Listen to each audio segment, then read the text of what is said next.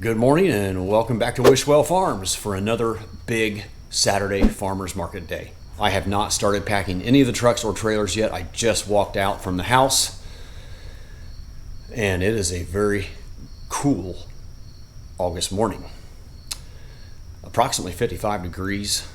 Great day for farmers market because it's calling for full sun and low humidity, and I think a high of 78 to 81, somewhere in there. So I'm hoping for a very busy day. There's no rain, no extreme heat. I mean, you couldn't ask for better weather for a Saturday morning.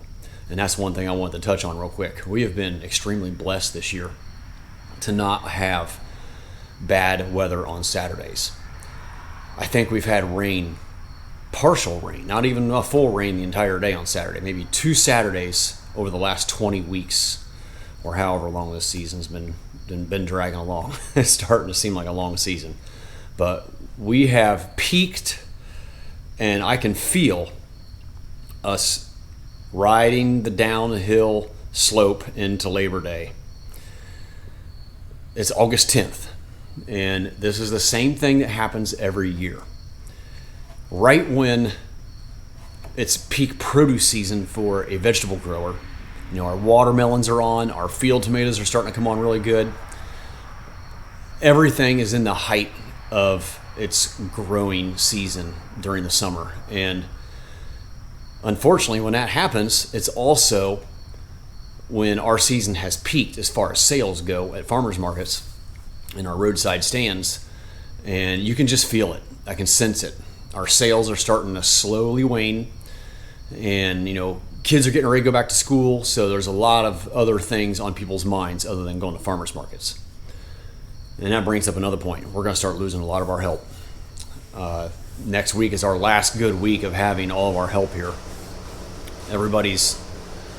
Not everybody, but a good chunk of our staff goes back to high school and will be leaving for college sometime during next week or by next weekend. So it's going to start getting really tough around here. And I plan ahead for this. A lot of our crop plantings that are ready for harvest now are smaller than they were during mid to late July and early August. So we have gotten through a bulk of our harvest. There's a long way to go, and it's going to be very difficult to get everything harvested and to have enough staff to sell everything at farmers markets. But we only have 3 good solid weeks left of great sales coming into Labor Day weekend. And that is one of our strongest weekends, is Labor Day weekend. But after that, things really, really curtail and slow down for us. Now, in the past 24 years, I've had pumpkins. And that is a nice little spike in sales when we ran our farm market here at our farm. But we did not grow pumpkins this year, and we have permanently closed our farm market. I know I've talked about this briefly in other videos, and I always say I'm going to explain why we've done that, and I still plan on putting a video together about that, but I just haven't had the chance. It's been so busy. Yeah, it's time to get moving here. I love sitting down and talking with you guys and sharing some things about our farm and what's happening in the fields and at the markets, but yeah, I got to get busy. I'll be back here towards the end of the video to share a little bit more about farmers markets and how things went today and kind of what I expect to see here over the next few weeks. But yeah, since we don't have pumpkins, it's going to keep sliding downhill until we close our market at the end of September. Not our market, but stop going to farmers markets. We'll have a couple into the first or second week of October to sell our cauliflower and broccoli and winter squash and things like that, but it'll be so much slower than it is now. All right, let's get these trucks loaded.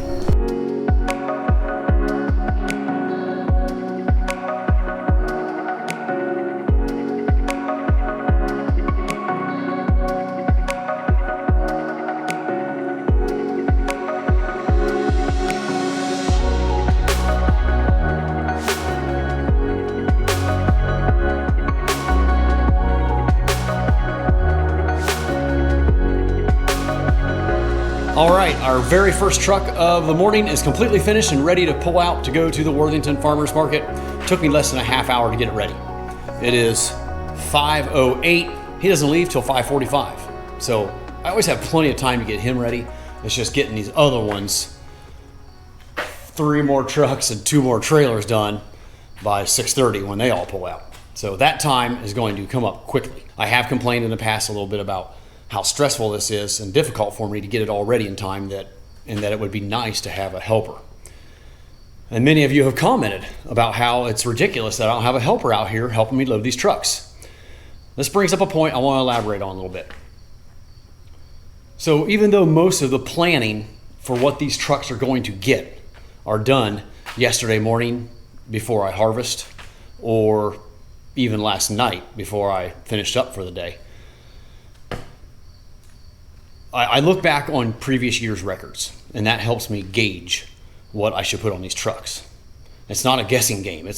In my mind, it's an exact science, because I'm going on 20 years of history of what we sold this week every year, back 20 years. And I look at what we did last week and the week before. So based on those two things, I can pretty much gauge exactly what needs to be put on each truck. However, there is often last minute fine tuning to the planning and load sheets before I start loading when I come out here and while I'm loading. Because sometimes maybe I miscounted something in the cooler, I'm a little bit short, and then I have to make sure I don't give that truck too much, because then I wouldn't have enough for that truck, you know what I mean? So I have to know what my inventory is, obviously, before I can load all these trucks. I can't think properly and plan properly when I have someone stand around waiting to be told what to load next. Yes, if I had a full-time employee, a farm manager that's been with me for years, that'd be a different story. But I don't. I'm a seasonal business. I'm rehiring at least 60-70% of my crew every year. They're newbies. They're high school kids and college kids that just want to make a quick buck and then head off to school. They don't have an invested interest in my farm to be here year after year after year and help me. And it's hard to hire a farm manager or a full-time employee that could learn all this stuff alongside me, because they want year-round employment, and I can't really offer that at this point in my career. So I prefer to be out here alone, and I just get up early enough to make sure I have time to load these trucks. I mean, as you saw, I just got that one done in 20 minutes, 25 minutes, and I have an hour and a half before I even have another truck getting close to being pulling out of here. It's almost like a little game of Tetris. I enjoy packing these trucks. I like trying to figure out how to make it all fit and make it work. It's my favorite part, probably my favorite part of farming, is packing these trucks on Saturday morning. I don't like getting up at 4 a.m. for 25 weeks plus in a row, but I'm coming down to the final 7 maybe of having to get up this early, and then I can probably sleep until 6 o'clock and come out, and I'll only be loading 2 trucks at that point. During late September, early October, all these trucks and trailers will not all be going out to markets. We'll be down to 2 here in about a month. So yeah, I just wanted to explain that a little bit. If I have to have someone stand around waiting to be told what to do, it's just easier for me to do it myself. And I don't mind doing it myself, because I love doing this part of the farm. I would much rather pack trucks all day than have to work alongside my crew and harvest and manage all of them. There's many hats that have to be worn as a farmer. Many, many hats. My gosh, I could talk about this all morning. I gotta get back to work.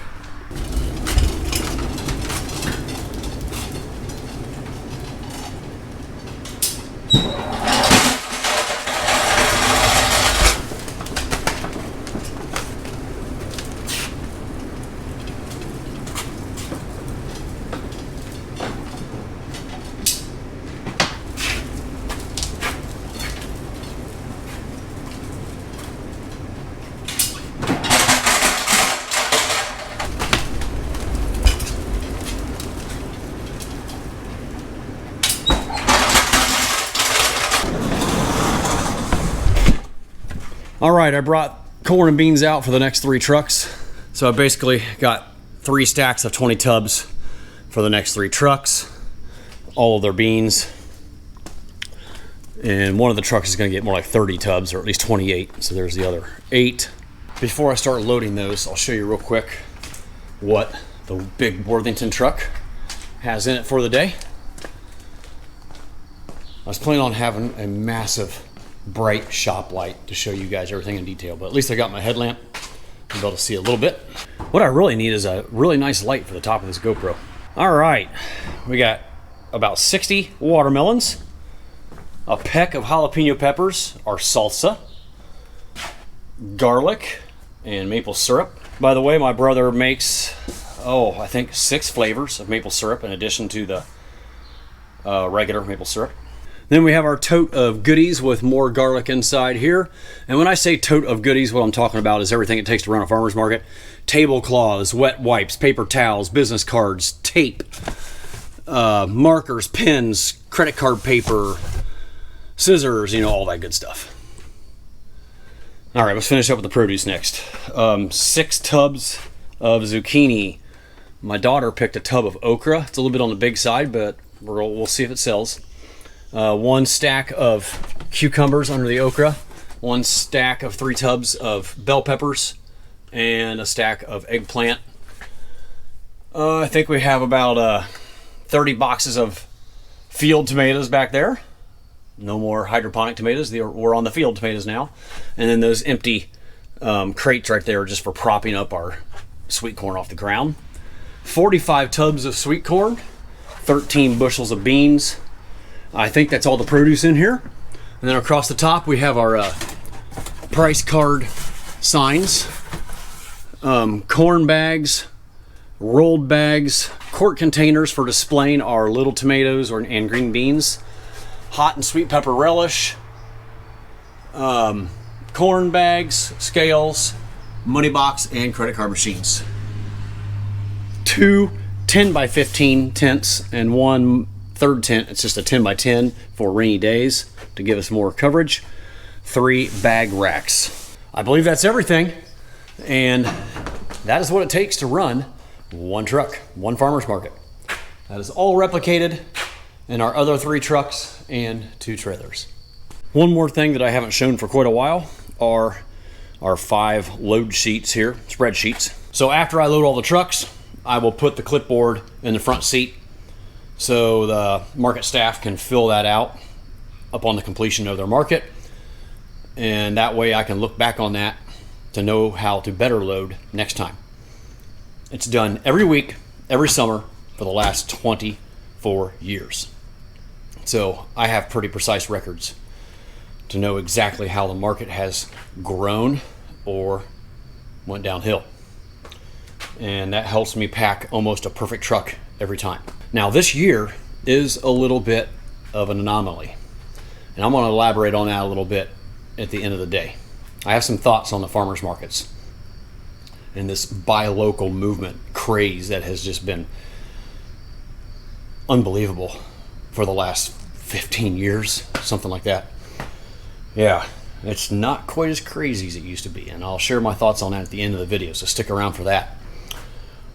I'm going to load these items on the rest of the box trucks, and I'll come back at daylight as all these trucks are pulling away. Hopefully I don't forget to grab the camera, and we'll have another little chat about farmers markets. All right, first truck of the day, heading to Columbus, 5:45 a.m.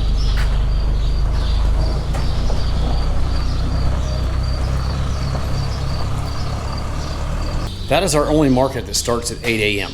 That's why they have to leave so early, and it's our biggest setup. They need about an hour, 15 minutes to get set up. If it was me going, I'd want an hour and a half, but as long as they get out of here by 5:45, they'll arrive at 6:45, and that'll give them the hour and 15 minutes they need to set up before sales time.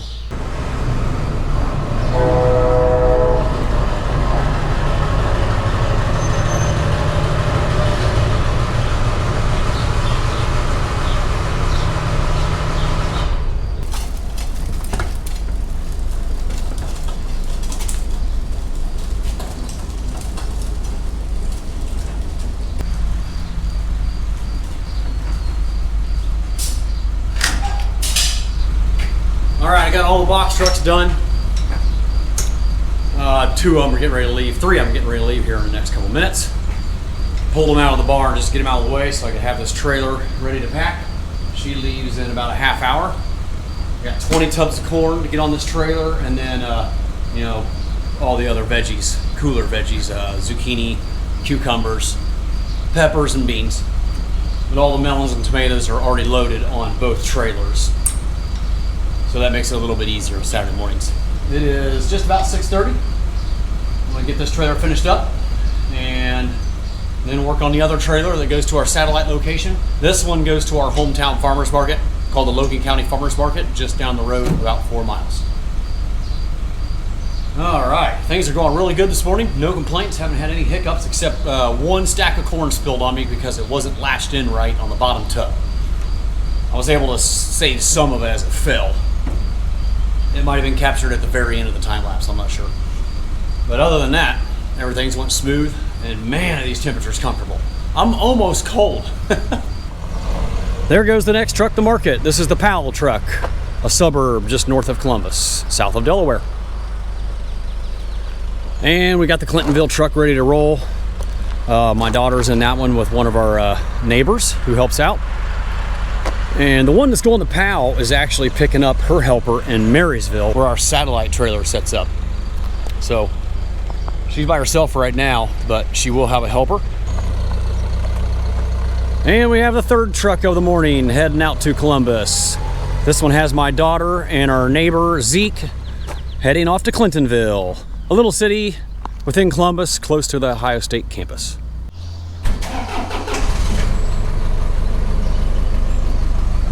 Final truck heading off to Columbus. This is the Dublin truck, which is our closest suburb of Columbus. It's about 45-50 miles away, so it doesn't take too long to get there. As you can see, it is going to be an absolutely gorgeous day. The sun is not up yet, but it is going to be a clear blue sky, and it's very cool. Very dewy and wet today. I'm glad we're not picking. Another market on the road. Logan County Farmers Market heading down the road just 4 miles. She's by herself today, so I told her to text me if she gets overwhelmed and can't restock properly. I like to have a helper there for a couple hours, helping her stock up during a busy time. But she's by herself, so I'll probably go up and give her a bathroom break and help her get all stocked up around 10 a.m. All right, we just have our final trailer to finish up here for our satellite market in Marysville. It's always a nice feeling when I know I'm getting close to finishing up packing my trucks, because I know I'm just moments away from going inside and having a cup of coffee with my wife and my dog.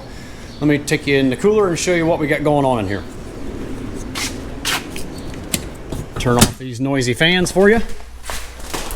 As you can see, there is no fresh corn. This was all filled up with sweet corn this morning. I just have some leftovers from yesterday. Doesn't look the greatest because it was just in the heat all day. But if we have a killer day at the hometown farmers market and she does need some, I would take that up there. That's better than having none at all.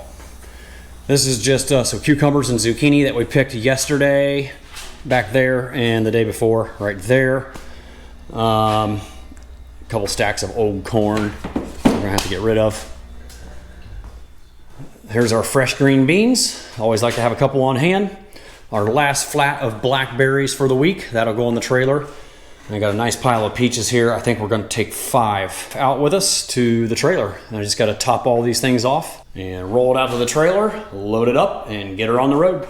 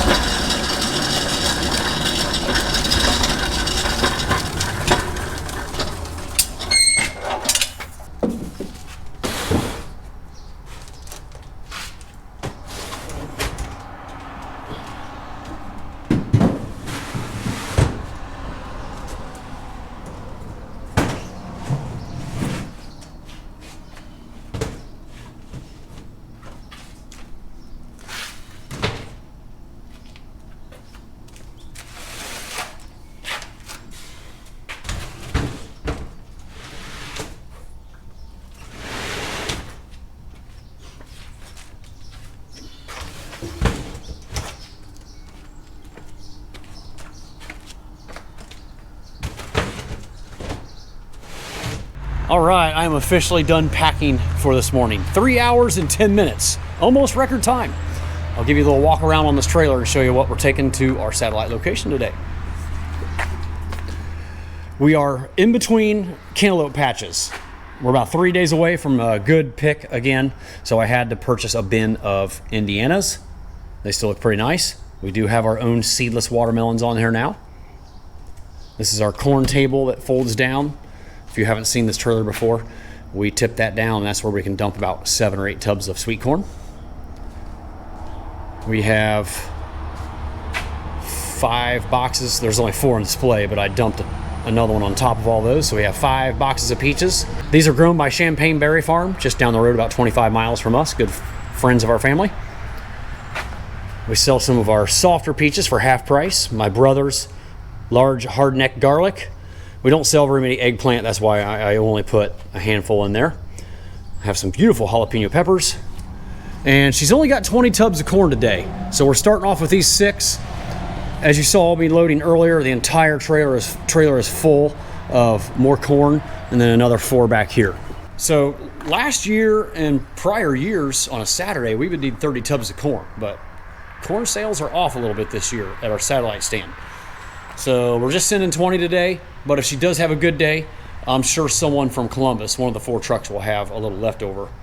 I mean, I hope they don't, but it's most likely they will, and they could always drop a few tubs off to her on their way back from home from Columbus. Another couple tubs of Indiana cantaloupe and watermelon. 28 boxes of red deuce tomatoes. And then everything I just loaded here: cucumbers, zucchini, bell peppers, green beans, red potatoes, Vidalia onions, and red onions. I'm hoping our candy onions will be ready to pull out there in our field in a week or 2. Getting close. We also will be harvesting butternut and spaghetti squash here in a week or 2. So it's getting to be that time of year. Inside the trailer, an extra box of peaches, extra bushel of beans, and a full tub of extra zucchini, cucumbers, and peppers. And then there's all the extra corn, like I mentioned, and extra tomatoes. I think there's 12 boxes of tomatoes stuffed down there, and a flat of blackberries. I get questions about this trailer on almost every video I release. I've talked about it numerous times, but if you're new to my channel and you're wondering about this trailer, this is a kit that comes from Rainbow Industries in Springfield, Ohio. This is my 3rd trailer. I have 2 of them currently. The first one was in an accident back in 2016, so I no longer have that one. But the kit comes as the steel frame and the canopy, and it mounts on a utility trailer. They also have one for a pickup truck and one for flatbed wagons. It's called the Peddler. It's the Peddler something. They work fantastic for our little mobile satellite stands. And I think 2 or 3 videos back, I walked through and did a detailed overview of the entire trailer. I'll try to remember to link that down in the description if you want to find out more about these trailers, or just shoot me a comment down below, and I'm happy to answer any questions you have about our trailer. All right, I'm going to get this trailer closed up and heading inside for a cup of coffee and breakfast. First truck has made it home. This one was at our Logan County Farmers Market just down the road 4 miles. She had a pretty good day, I think.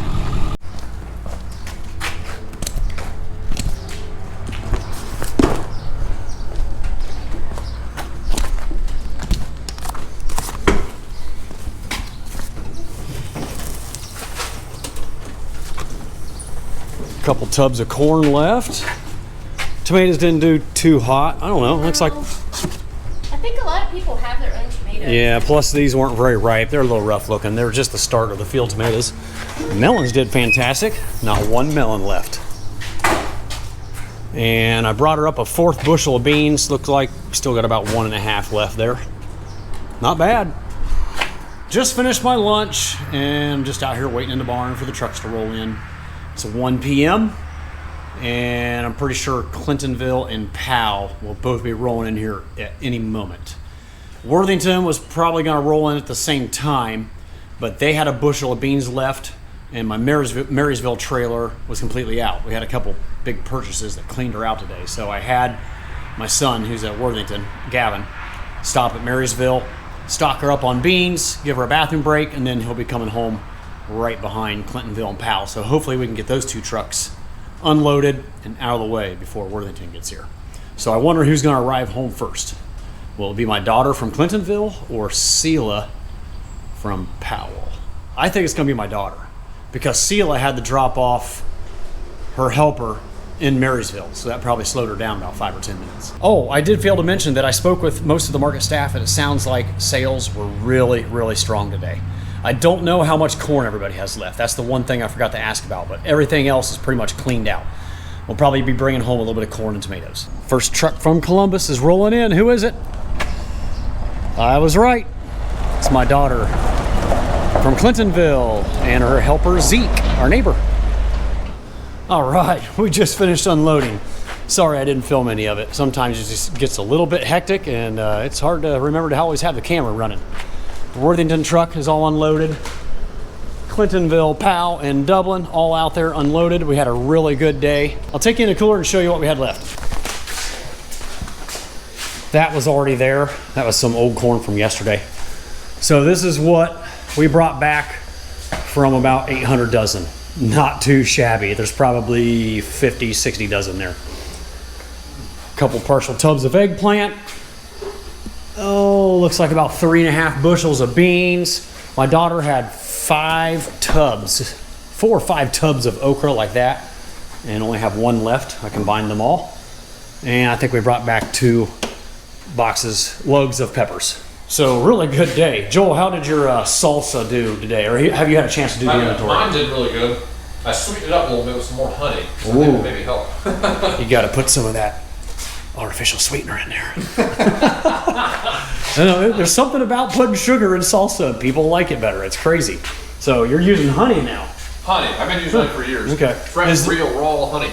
Is there any regular white refined sugars in Nope. it? Oh, wow. No. Well, that's awesome. No cocaine or heroin. Well, that is a wrap on another successful farmer's market day. I am completely unpacked, unloaded, and finished for the day, and heading down to our local river for an overnight kayak trip. And when I get on the water, I'm going to share a few thoughts and opinions I have on farmers markets in 2024. Come along with me. Well, I have made it out here to my happy place. Back on the river, enjoying one of my favorite pastimes when I'm not busting my butt on the farm. Before I wrap up this video today, I wanted to share a few thoughts and opinions about farmers markets in 2024, because I feel like many of them are on the decline. And I have 5 reasons that I believe farmers markets in Ohio, the 9 that I attend, are not growing. Reason 1.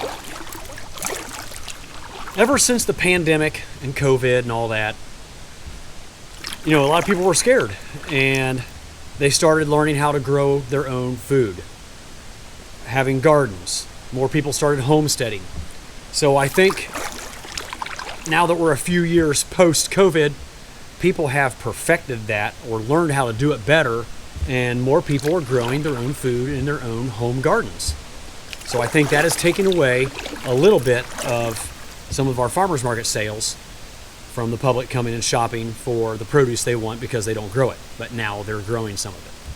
Reason number 2, I just feel like the buy local movement, the buy local craze that has just been powering these farmers markets for years and years has peaked. I actually believe, in my personal opinion, that it has peaked several years ago, and we're at this high, and it is not going any higher, and it's actually starting to come down a little bit. So yeah, I feel like we've just run the buy local movement course as far as we can go with that, and the farm to fork type thing. Reason number 3, many of these farmers markets have been exploding over the years. We've been attending farmers markets for over 20 years, some of them 25 years. And many of them, especially the Saturday ones, the popular Saturday ones, have so much demand from vendors wanting to get in that they've expanded. Some of them are 3, 4, 5 city blocks long with 120 vendors. Our biggest one has grown so much that I believe that it has become like a social hangout for people that are just having breakfast, wanting to shop at the local shops around the farmers market, see their friends, walk their dogs, etc., etc. That in the park, it makes parking very difficult as well. That a lot of the hardcore shoppers from the past that have been coming for years and years to get their produce at the farmers markets have decided not to come anymore because it's so busy and so crowded. I mean, sometimes it's a bottleneck through there of crowds of people and they can hardly get through. I mean, you're moving at a snail's pace trying to get down the main section past our stand at the Worthington Farmers Market. It's unbelievable. And we're off. I don't know exact percentage that we're off, but we're off over $1,000 a week. That's a huge percentage.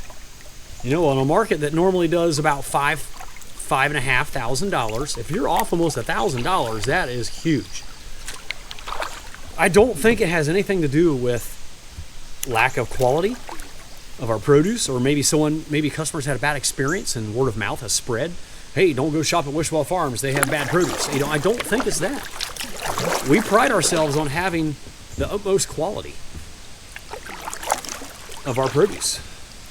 So yeah, I don't think it's that. I think it's the busyness of the markets, and it's just the hardcore shoppers are going elsewhere to these smaller roadside stands possibly. Reason number 4, I definitely have seen an increase in little corner roadside stands, mom and pop shops. Maybe some of these people who have gained some more experience at homesteading and increasing the size of their gardens are finding that they have too much produce for themselves and their neighbors, and they decide to put up a little corner stand at the end of their driveway or at the corner of the road. Sometimes they're even self-service stands where you can come and buy sweet corn and tomatoes and other popular items like that. So yeah, there's definitely an increase in these little corner roadside stands, and I think that is also hurting farmers market sales. And reason number 5, our input costs for us small growers, most of it due to inflation, has increased so dramatically we can't compete with the big box stores. It costs so much more to raise our produce, we've been forced to raise our prices quite a bit on some of our items. And we have to work so hard that I'm not willing to do this to break even or take a loss or make a very, very small profit. I want to make a decent living. If I'm going to work this hard, 50, 60, 70 hours a week, sometimes more, during the produce season to make a living, I want to make a good living, and it's a lot of work. So I'm going to raise my prices accordingly to be able to make a living, cover my expenses, pay my employees, slug away some money for retirement, and to stay in operation for another year. So because of that, I think many customers that regularly shop our farmers markets are fed up with all the high prices. They see it everywhere already, and those who understand that there's no way around it right now, they're going to have to pay the higher prices, they still shop.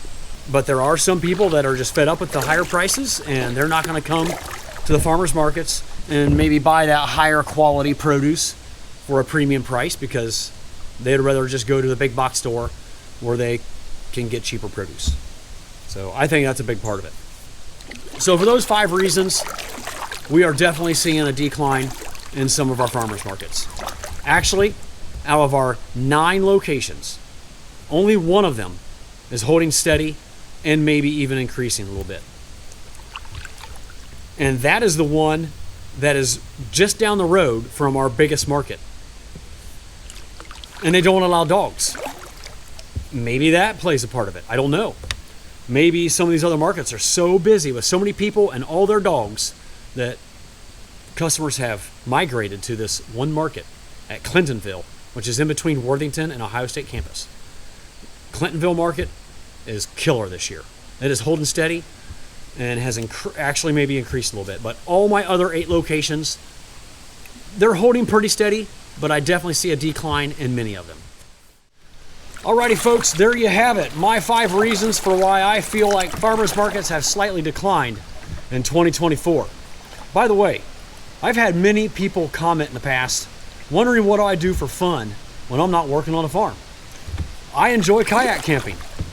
Not just kayaking, but kayaking and camping overnight on a river bank or a sandbar, cooking dinner and breakfast, and then paddling out to my ending location the next day. I also enjoy long distance backpacking. So if you are into kayaking or backpacking and would like to see all the places I've been and places I've experienced, check out the Jason Wish channel. I will link it below in the description box and pin it to the top comment so you can find it quickly and easily. Well, folks, this is where we're going to wrap this one up today. Thank you so much for coming along on this little kayak float and listen to me talk about farmers markets. I really appreciate it. And if you enjoyed the content, don't forget to give it a thumbs up and consider subscribing if you haven't already. And I hope to see you all again real soon down the farm.